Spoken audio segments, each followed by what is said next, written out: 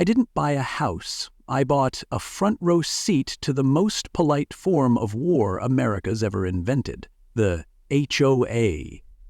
And it didn't start with a letter or a warning. It started with 2 luxury trucks parked in my garage like they'd been summoned by some invisible valet service.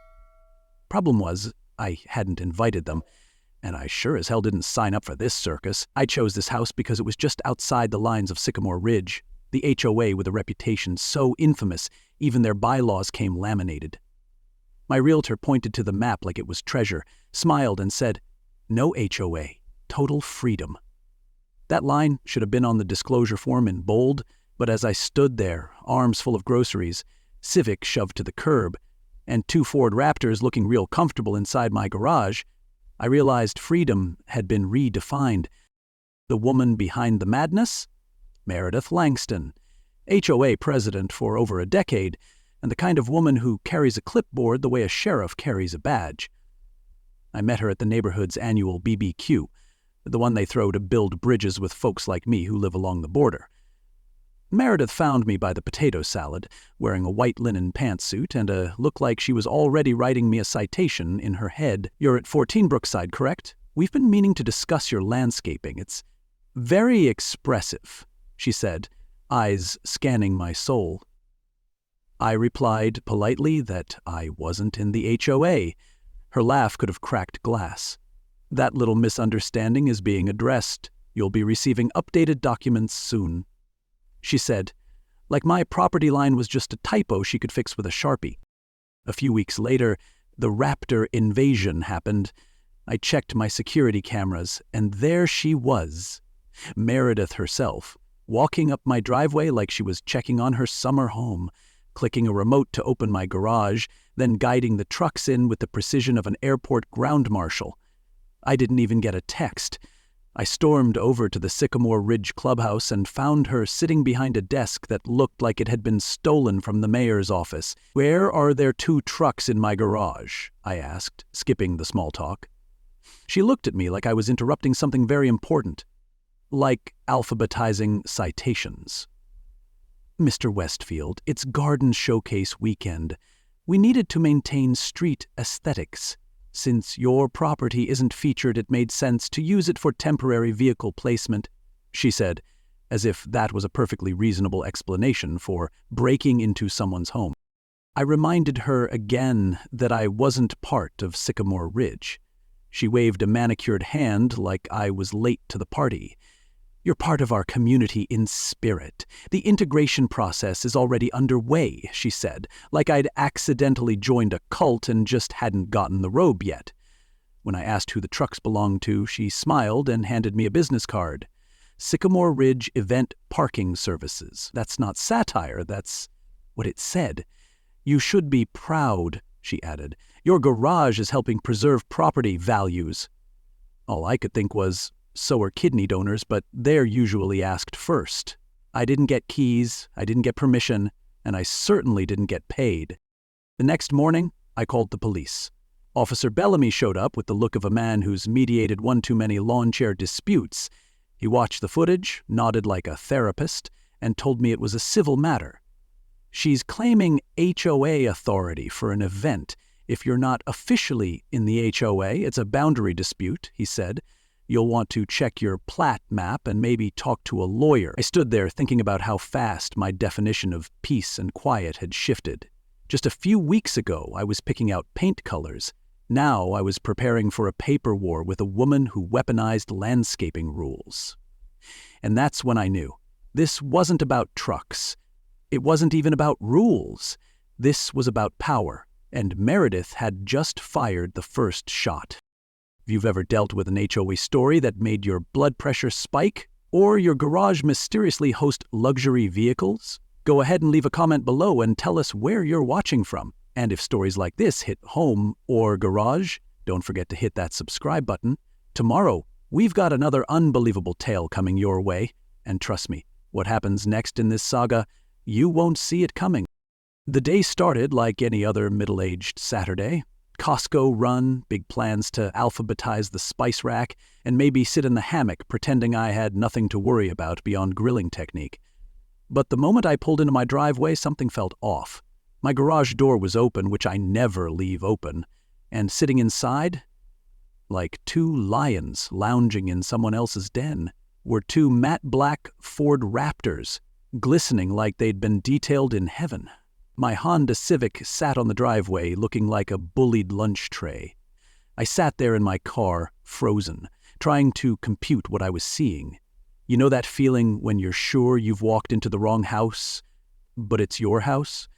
That's what this was, except instead of strangers in the kitchen, I had 6 tons of luxury truck grinning at me from my garage. I hadn't just lost my parking space, I'd apparently lost jurisdiction over my own property.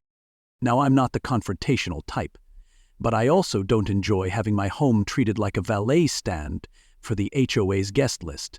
So I did what any halfway rational man does when life stops making sense.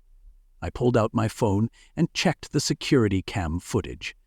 And there she was, Veronica Stratton, in full HOA regalia, standing in my driveway holding what looked suspiciously like a universal garage remote.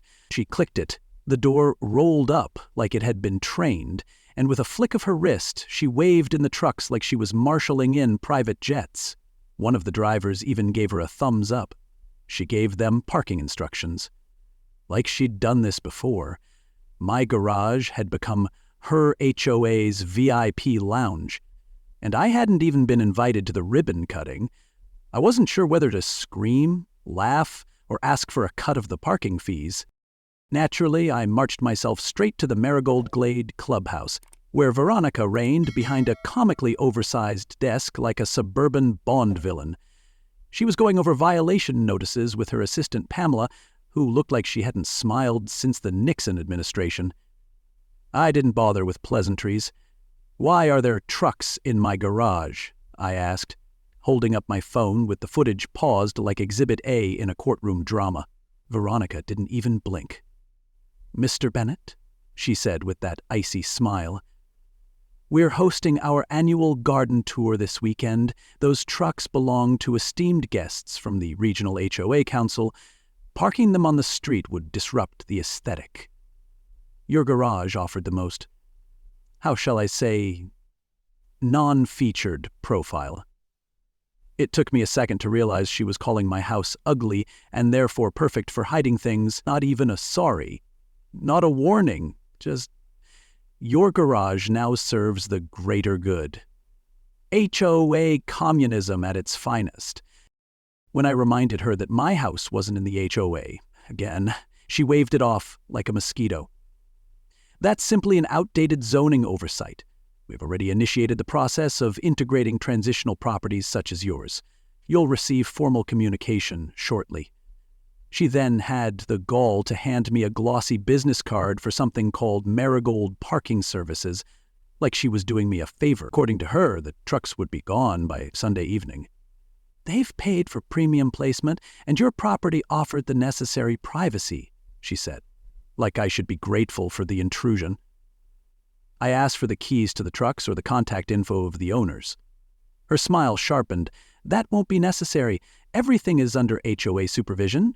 You should feel honored to contribute to community." At that moment, I realized I wasn't talking to a neighbor.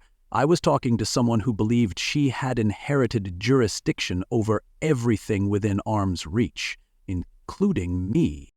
I left the clubhouse fuming, not just about the garage, but about what it meant. Veronica didn't break into my space because she thought it was legal. She did it because she thought she could get away with it, because she was used to people rolling over at the sound of an official-sounding acronym and a laminated rulebook.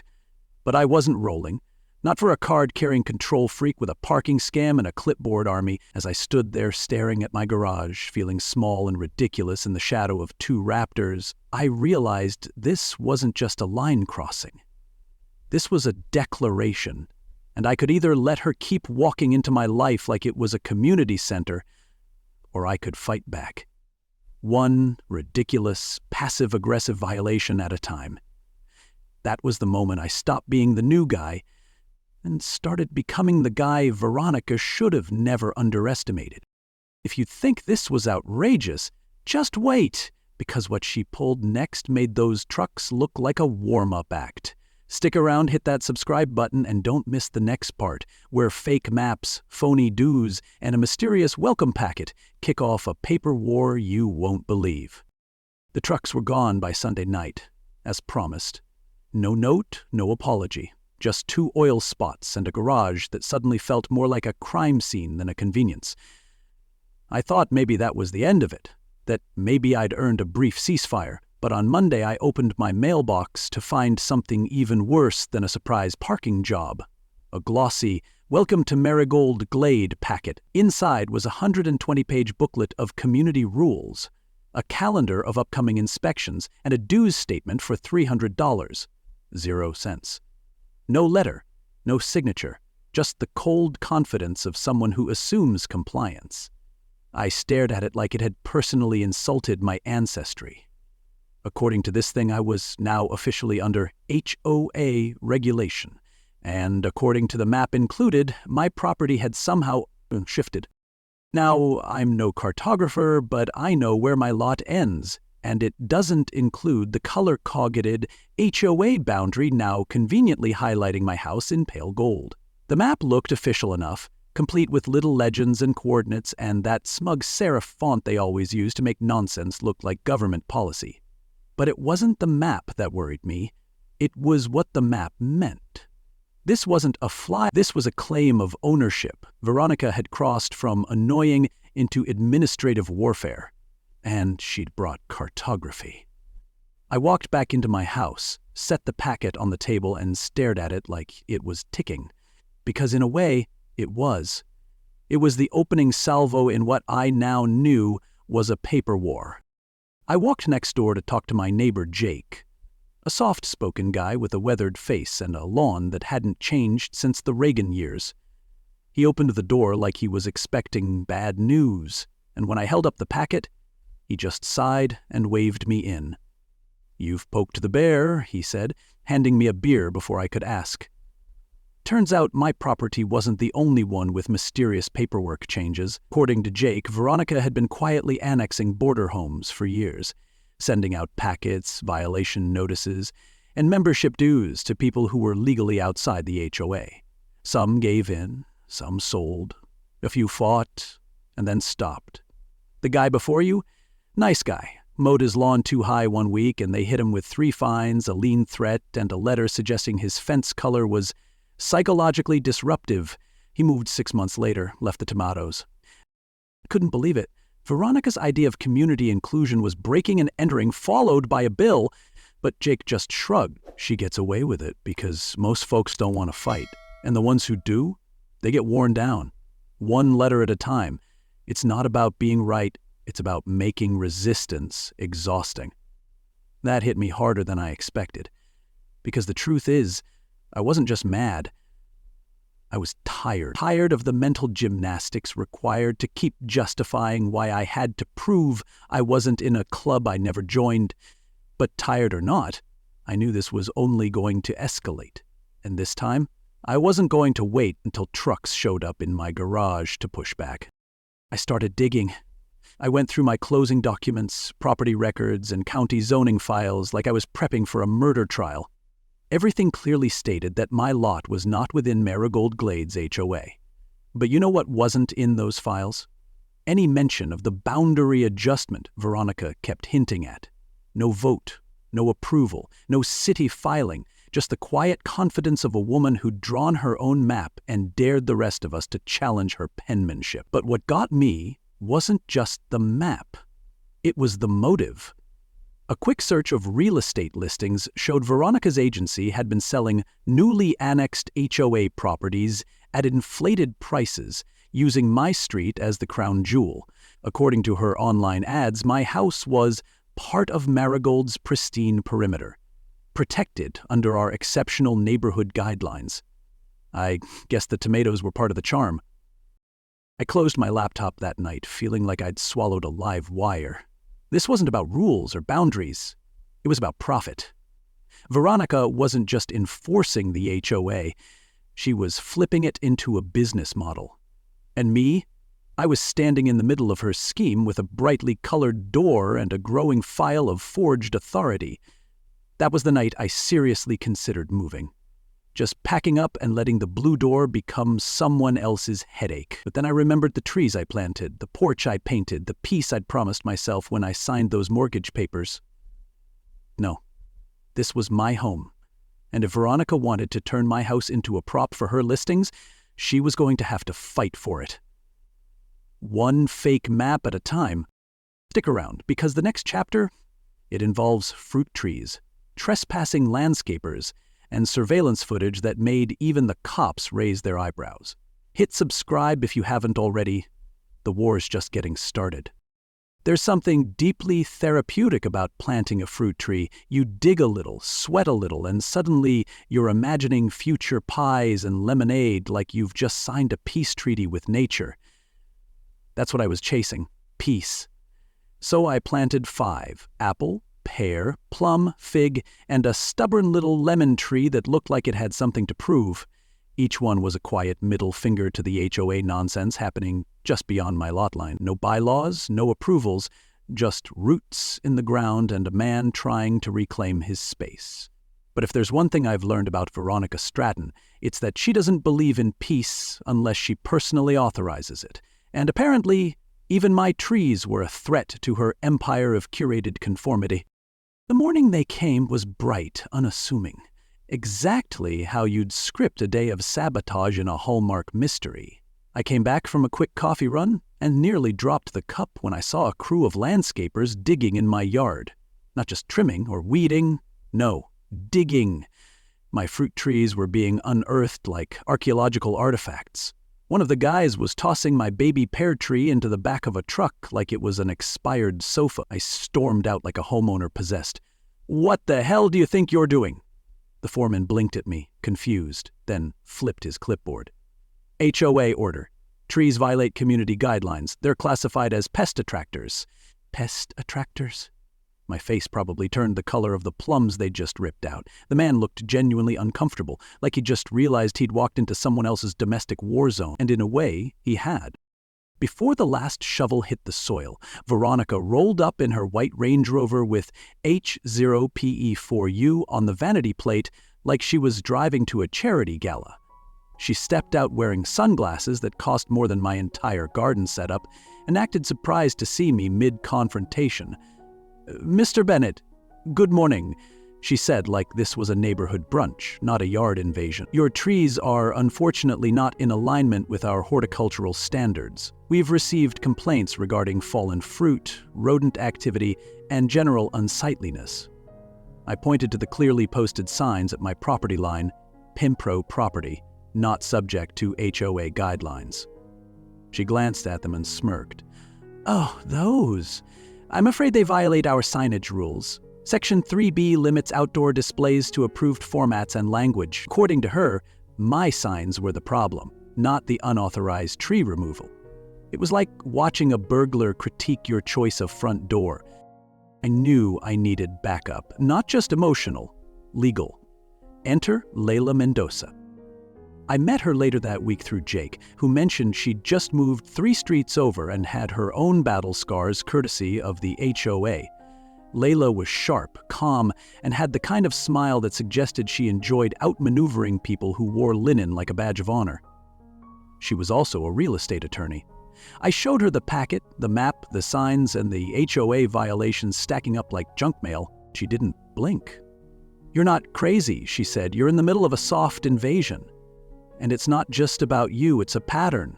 She pointed to Veronica's listings online, where my house and 6 others were all featured as premium perimeter properties with full HOA benefits. "She's inflating value, pressuring owners, and flipping perception. She's not just clipping hedges," Layla said. "She's clipping boundaries and caching the clippings." That same day, I upgraded my entire security system. Motion sensors, cloud storage, infrared cameras with enough night vision to catch raccoons mid-crime. I wasn't just protecting my property anymore. I was building a case. Layla and I began documenting every letter, every unsuspicion, every unsolicited landscaping attempt. Jake joined in too, sharing his own stack of notices from years past. The more we dug, the more clear it became Veronica wasn't enforcing standards. She was building a business model out of fear and fiction.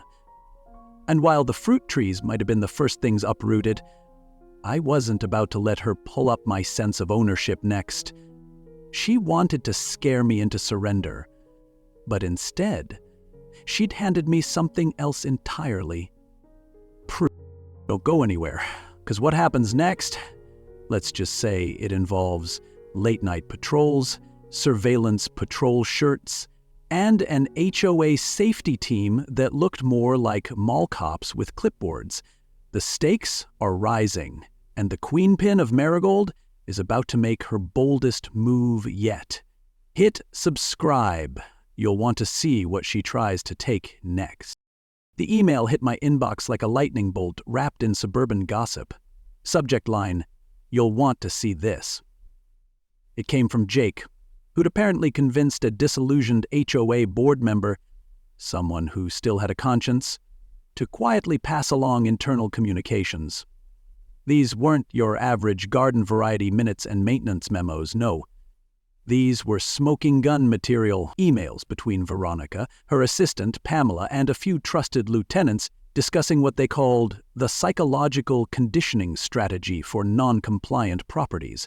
My name appeared more than once. Target remains resistant, escalate passive measures until conformity achieved. One even said perception of legal authority is more effective than actual legal status. That was it. The mask was off. She wasn't confused about the boundary, she was just betting I wouldn't fight hard enough to matter. That weekend, Marigold Glade hosted their quarterly HOA meeting. Normally, these are dry affairs attended by about 6 people and one sad tray of Costco cookies. Not this time. Layla and I had quietly spread the word, along with a few hand-picked screenshots and just enough curiosity to get the place packed. By the time I walked into the clubhouse, it was standing room only. Veronica sat at the head table like a royal on the verge of a coronation. Clipboard in hand, pearls sharp enough to cut drywall. She gave me a tight smile that said, "You're not winning this, dear." I returned it with the kind of smile you wear when your USB stick has receipts. And trust me, it did. When the open comment portion began, I stepped forward and plugged my laptop into the projector like I was setting up a TED Talk no one asked for. "I'd like to share a few recent developments," I said calmly, my voice steadier than I expected. First, I laid out my property's legal boundary with official maps. Then I displayed a timeline of harassment, complete with violation notices, intercepted packages, and that little episode with the fruit tree massacre. Then came the footage. In crystal clear HD, we watched Veronica, our esteemed HOA queen, running an extension cord from the clubhouse into her personal garden, lighting up her back patio like it was a resort on HOA electricity. You could have heard a paperclip drop. And then someone gasped.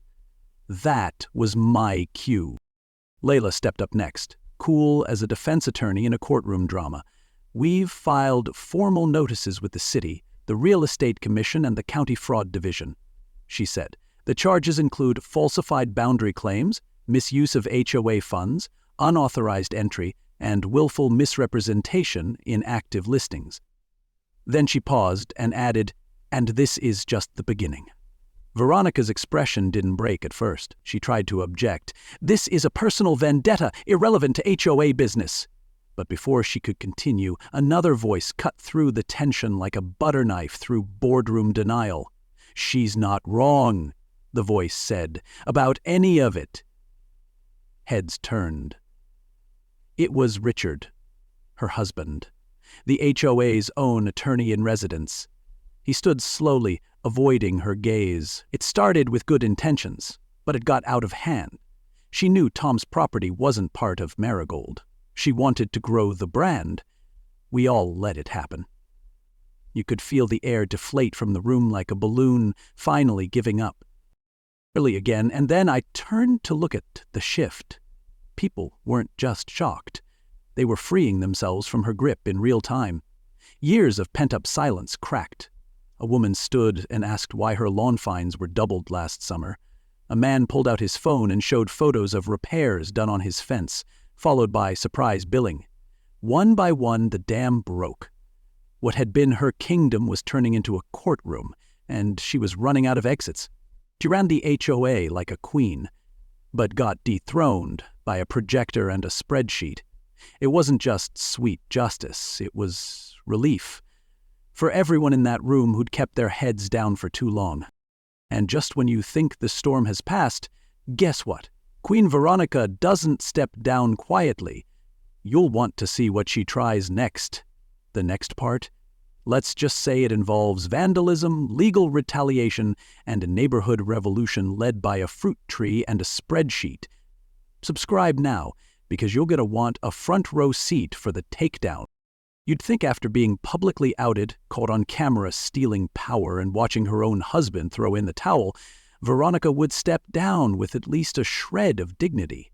But no, she went down swinging like a soap opera villain clinging to the last act. Within a week, her house was up for sale, the listing dressed in flowery lies about downsizing for lifestyle flexibility. Neighbors watched the moving truck like it was a long overdue exorcism. The board voted unanimously to remove her, and, in a twist that made me wonder if karma had a newsletter, Jake, yes, clipboard-shy, yard-maintenance verse Jake, was elected the new HOA president. His first move? Term limits. His second? We're keeping the peace, not keeping people in line. With Veronica gone, the atmosphere in Marigold Glade shifted like the first cool breeze after a heat wave. You could feel it on the sidewalks. People made eye contact again. Front porches, once stiff with compliance, slowly started showing personality. Colorful chairs, wind chimes, a rogue gnome or two.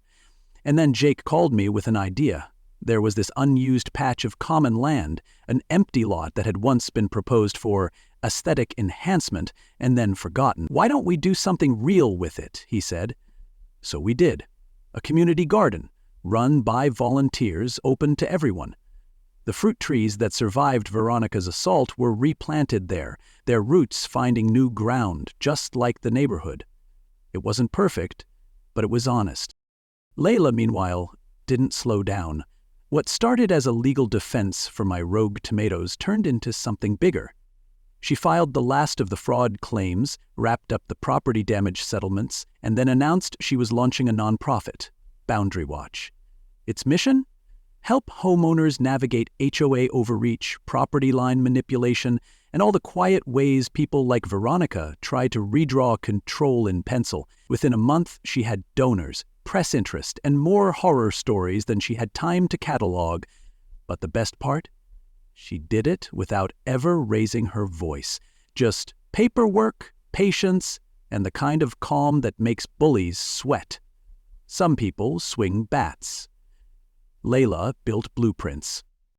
And then it happened, something I never expected when I moved in with my Civic and my box of mismatched gardening gloves. The neighbors asked me to host the end-of-summer barbecue. Me, the guy who painted his front door not on the list blue and refused to trim hedges to HOA spec. They brought chairs, casseroles, and goodwill. Even Greg brought his world-famous baked beans and set up the karaoke machine like it was a family reunion. Officer Martinez stopped by too, off duty, holding a pie like he was part of the neighborhood. And this time, he actually was. I stood at the grill flipping burgers with the smoke curling around me like some kind of ceremonial cleansing, thinking about how far we'd come. Not just me, all of us. There's a saying people throw around, good fences make good neighbors. But standing there, surrounded by a garden grown from defiance and laughter rising across property lines that no longer mattered, I realized something else. Clear boundaries make neighbors family. Because once the fear is gone and the rules don't choke the life out of the community, what's left is something real. Something worth protecting. And all it took was one act of standing up, followed by about 60 more. That's the trick. You don't win these battles with one big speech. You win them with persistence. And sometimes with plums. And as the sun dipped low over Marigold Glade, casting that golden hour light across the mismatched lawn chairs, fruit trees, and paper plates stacked high with community, I realized something that took me nearly 52 years and one HOA uprising to fully understand. You don't need permission to belong. You just need the courage to plant your feet. What started as one man with a tomato patch and a no thanks sign turned into a neighborhood, unlearning its fear, breaking its silence, and choosing connection over control. The real win wasn't just that we got rid of Veronica. It was that we remembered who we are, without people like her telling us what we can't be. That garden? It's not just soil and vegetables. It's a monument to the power of patient resistance, a place where a fruit tree became the line in the sand, where a garage became a battleground, and where neighbors, once scared to wave at each other, now trade zucchini and swap stories like we were meant to all along. That's the legacy. Not just mine, but ours. And if there's one thing I hope sticks with you, it's this. Systems only stay broken when good people stay silent. Speak up, push back, and if you have to, out-petterwork the petty tyrants. Because sometimes justice doesn't roar, it roots, grows, and bears fruit right where they told you it wasn't allowed. If this story moved you, made you laugh, or just made you a little more ready to stand your ground, go ahead and hit that like button. Leave us a comment and tell us, have you ever faced a battle like this? We'd love to hear it. And don't forget to subscribe to the channel so you don't miss the next story, because trust me, we've got more tales coming that'll make you cheer, groan, and maybe even pick up a shovel of your own. Thanks for listening. From the garden of persistence and the grill of poetic justice, see you in the next one.